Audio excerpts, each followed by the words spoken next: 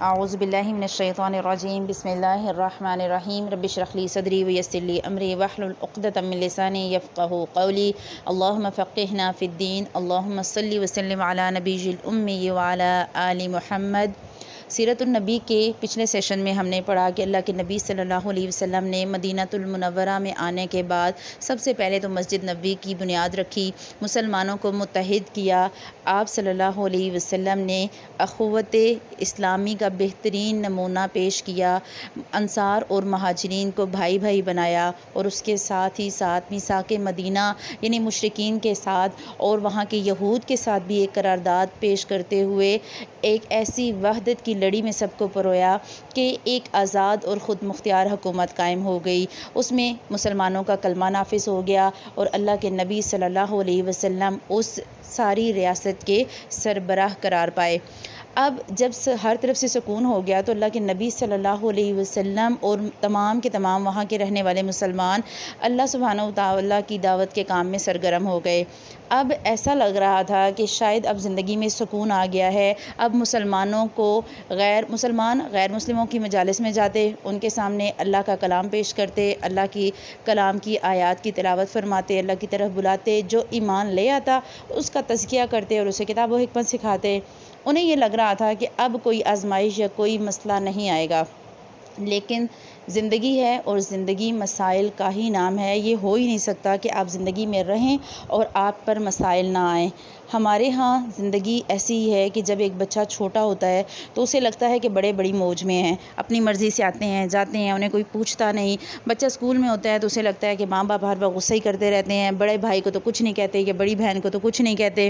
جب وہی بچے اسکول کالج کے زمانے میں چلے جاتے ہیں تو پھر انہیں لگتا ہے کہ اب پابندیاں زیادہ آ گئیں، اب جب زیادہ بڑے ہوں گے کمائیں گے تو شاید زیادہ مزے ہو جائیں گے۔ بچیاں ہیں شادی سے پہلے کہتی ہیں کہ یہ تو بڑی پابندی والا کام ہے، ہر چیز پہ روک ٹوک، باپ روک ٹوک کرتا ہے، بھائی کرتے ہیں، اپنے گھر جاؤں گی اپنی مرضی سے زندگی گزاروں گی۔ اور جب اپنے گھر چلی جاتی ہیں تو خاوند کی ذمہ داری آ جاتی ہے، سسرال کی ذمہ داری آ جاتی ہے، جو پابندیاں پہلے نہیں تھیں ان پابندیوں میں بھی عورت کو رہنا پڑتا ہے۔ پھر شور شرابہ، بچہ نہیں، ہائے بچہ نہیں، بچہ کب ہوگا، اولاد نہیں ہو رہی، اولاد نہیں ہو رہی، سارے رونا رو رہے ہوتے ہیں۔ لیکن جب بچہ ہو جاتا ہے تو سکون پھر ختم ہو جاتا ہے، سارا دن بچوں کے ساتھ کھپتی رہتی ہیں، نہ ٹائم ہے نہ پھر بچوں کی پڑھائیاں شروع ہوتی ہیں تو عورتوں کو ایسا لگتا ہے کہ شاید بچے بڑے ہوں گے تو زندگی میں سکون آ جائے گا، ٹھہراؤ آ جائے گا۔ بچے بڑے ہوتے ہیں تو ان کی شادیوں کی فکر ہو جاتی ہے، گھریلو مسائل ہی ختم نہیں ہوتے، ان کے اسکول کالجوں یونیورسٹیوں کی فکر ہو جاتی ہے۔ اور ایسے وقت میں ہمیں لگتا ہے بڑے بڑے مزے میں ہیں،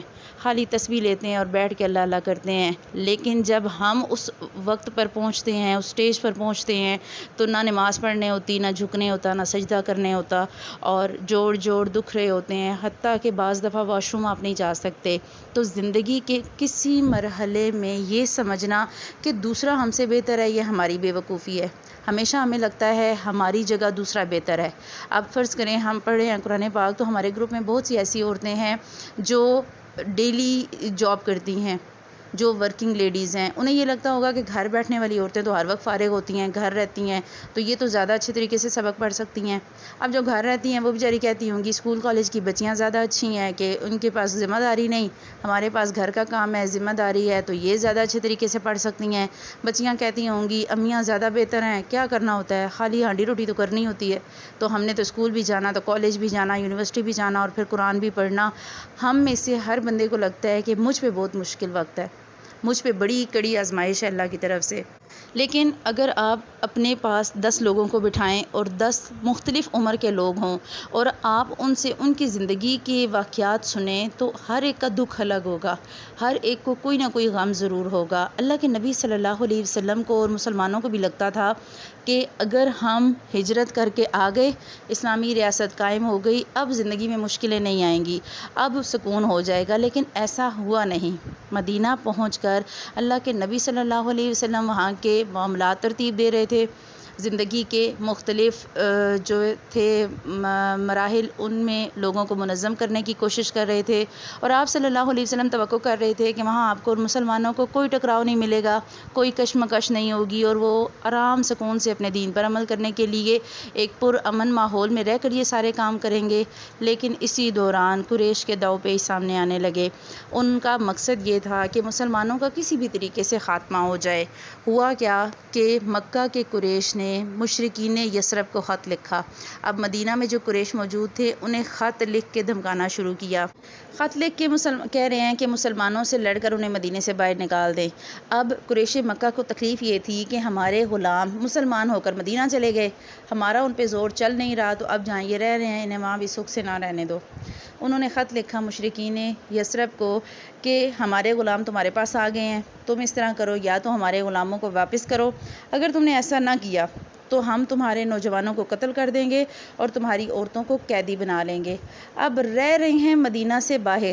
لیکن دھمکیاں دے رہے ہیں کہ اگر تم نے ایسا نہ کیا تو پھر ہمارے ساتھ تمہارے معاملات ختم ہو جائیں گے۔ اس خط کے آنے کے بعد جو یثرب کے مشرکین تھے وہ اس بات پر عمل درآمد کرنے کے لیے اٹھ کھڑے ہوئے کہ اگر اللہ کے نبی صلی اللہ علیہ وسلم نے ان کی بات نہ مانی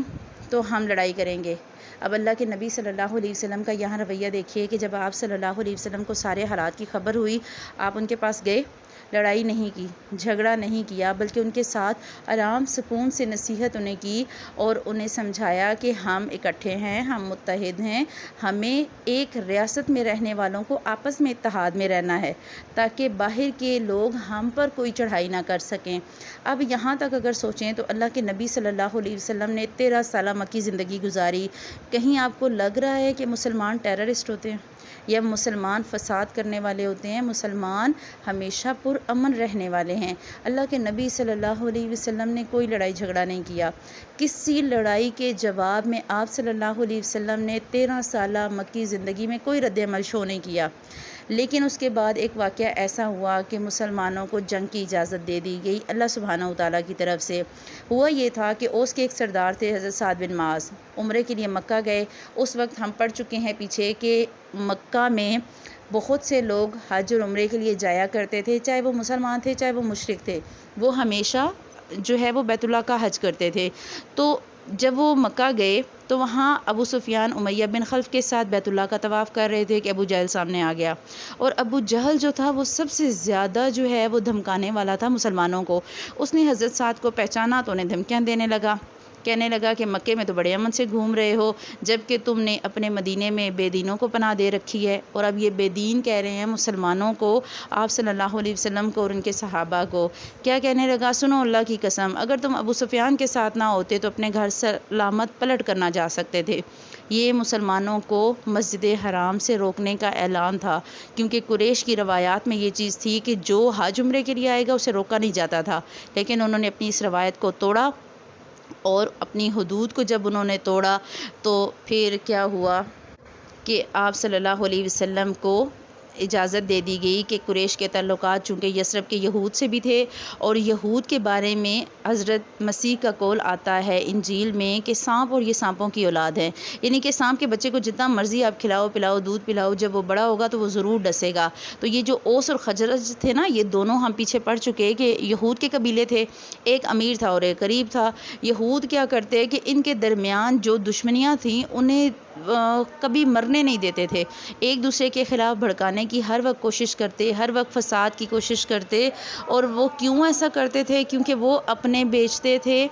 ہتھیار۔ انہیں یہ تھا کہ اگر ان کی لڑائیاں ختم ہو جائیں گی تو ہمارا تو کاروبار ٹھپ ہو جائے گا۔ وہ اپنے ہتھیار بیچنے کے لیے ان کے درمیان لڑائی کو جاری رکھنے کی کوشش کرتے۔ اس طرح مدینے میں اندر اور باہر مسلمانوں کو خطرات ہی خطرات ہو گئے، یہاں تک کہ صحابہ کرام کی حالت یہ ہو گئی کہ رات کو سوتے ہوئے بھی ہتھیار لے کر سوتے، صبح جب جاگتے تو ان کے ہاتھ میں ہتھیار ہوتے۔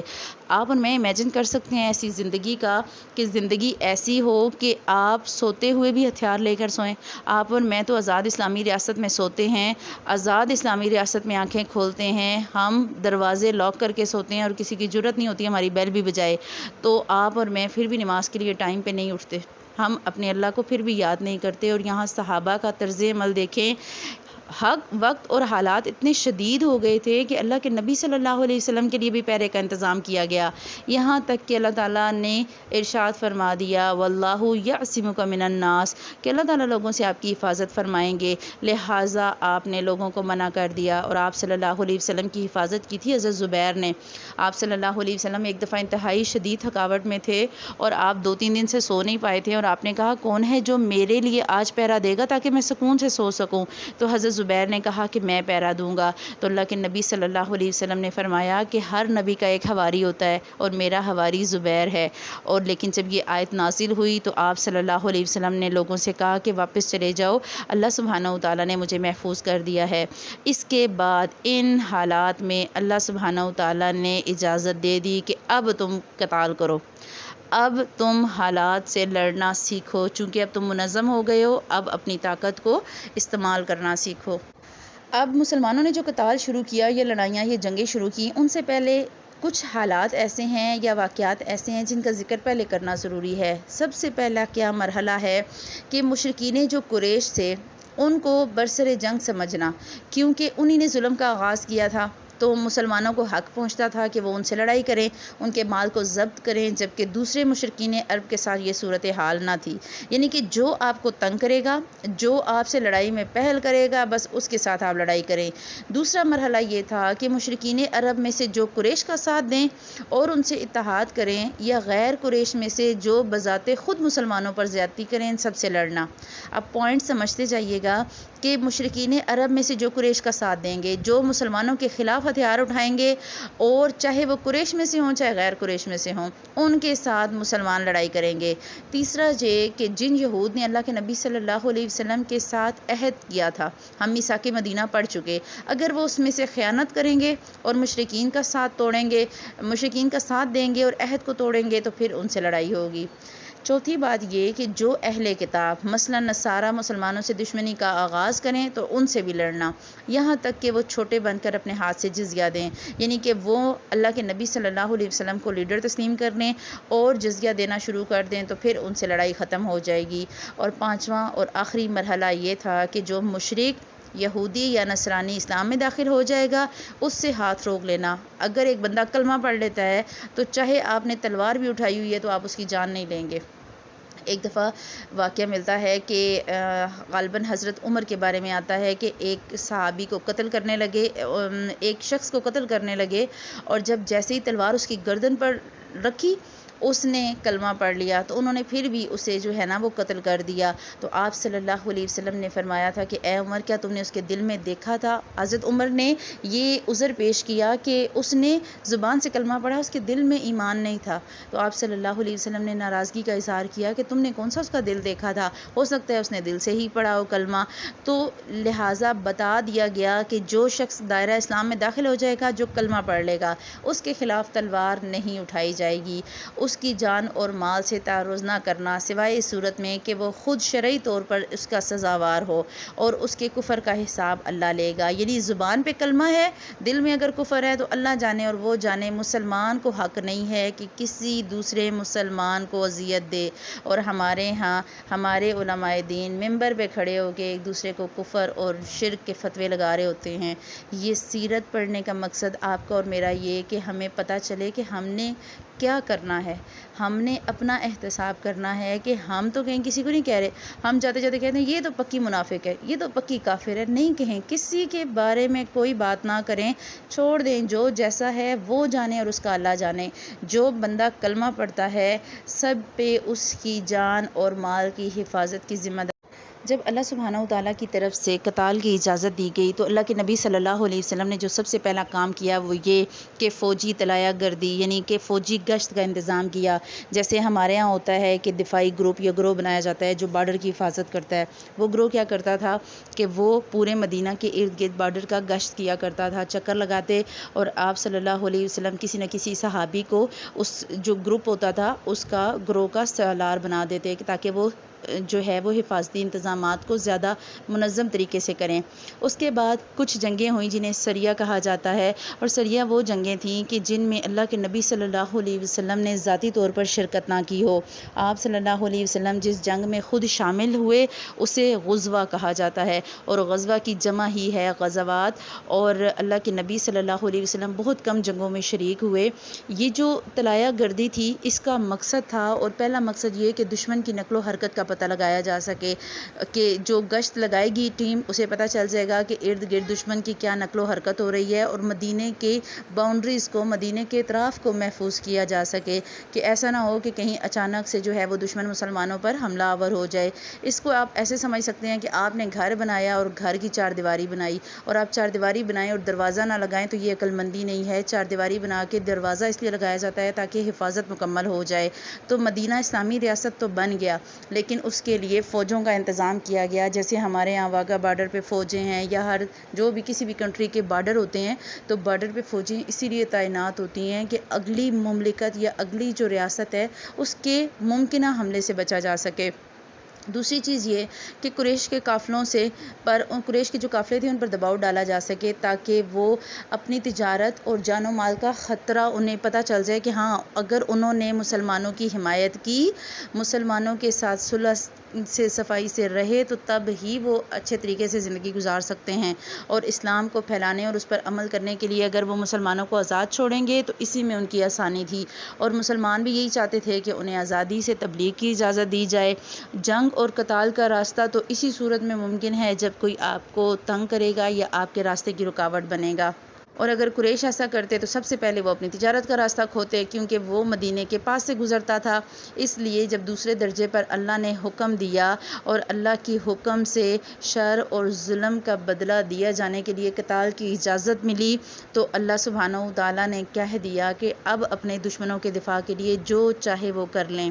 اسی طرح دوسرے جو قبائل تھے ان کے ساتھ دوستی یا تعاون اور جنگ نہ کرنے کا معاہدہ کرنا، اور اللہ کا پیغام پہنچانا، اور قولاً اور عملاً اسلام کی دعوت دینا، زبانی بھی اور عمل سے بھی دعوت دینا۔ اس سلسلے میں جو پہلا سریہ جو اللہ کے نبی صلی اللہ علیہ وسلم نے بھیجا